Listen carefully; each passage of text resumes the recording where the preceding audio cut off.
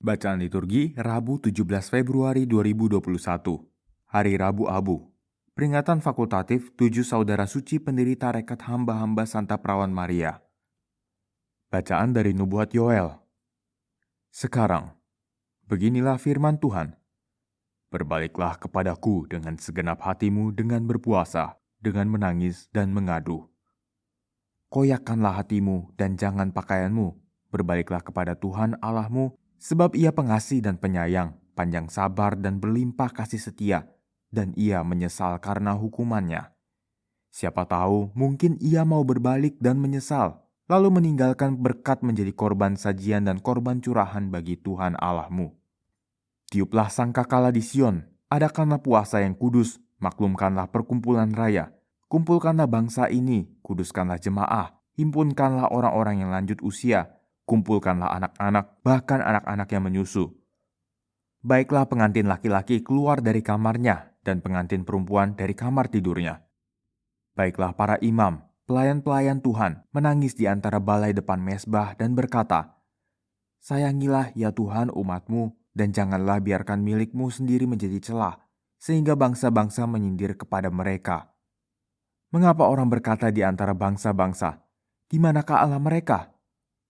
Maka Tuhan menjadi cemburu karena tanahnya dan menaruh belas kasihan kepada umatnya. Demikianlah sabda Tuhan, syukur kepada Allah. Mazmur tanggapan. Kasihanilah kami ya Allah karena kami orang berdosa. Kasihanilah kami ya Allah karena kami orang berdosa. Kasihanilah aku ya Allah menurut kasih setiamu. Menurut besarnya rahmatmu hapuskanlah pelanggaranku. Bersihkanlah aku seluruhnya dari kesalahanku dan tahirkanlah aku dari dosaku.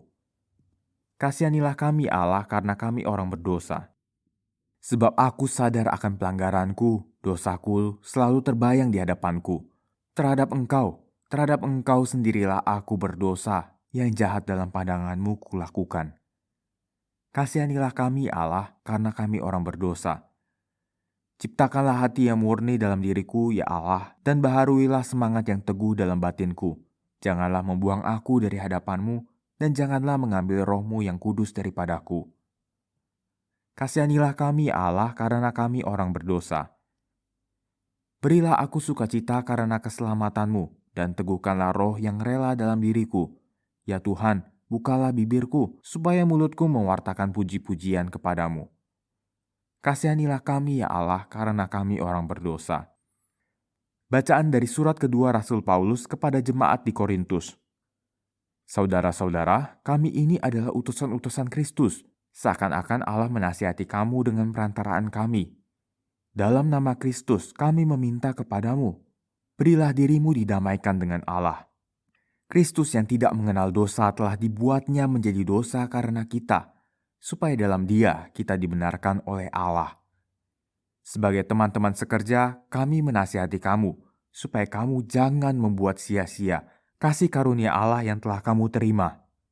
Sebab Allah berfirman, "Pada waktu aku berkenan, aku akan mendengarkan engkau, dan pada hari aku menyelamatkan, aku akan menolong engkau." Camkanlah, saat inilah saat perkenanan itu, hari inilah hari penyelamatan itu.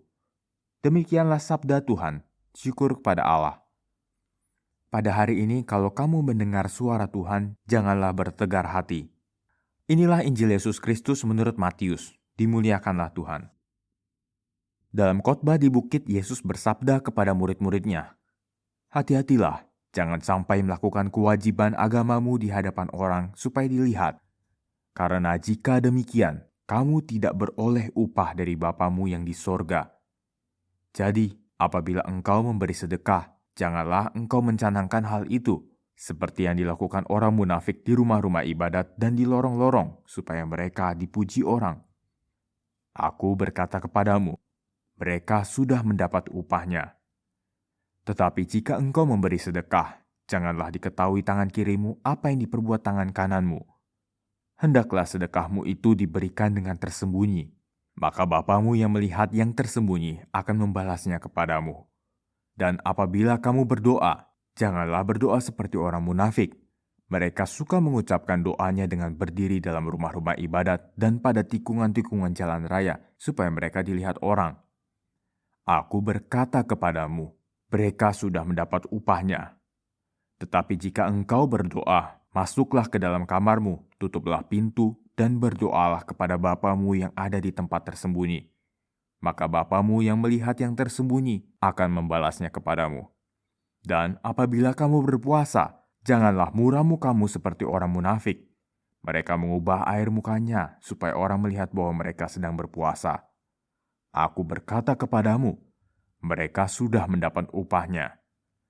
Tetapi apabila engkau berpuasa, minyakilah kepalamu dan cucilah mukamu, supaya jangan dilihat orang bahwa engkau sedang berpuasa, melainkan hanya oleh Bapamu yang ada di tempat tersembunyi. Maka Bapamu yang melihat yang tersembunyi akan membalasnya kepadamu. Demikianlah Injil Tuhan, terpujilah Kristus.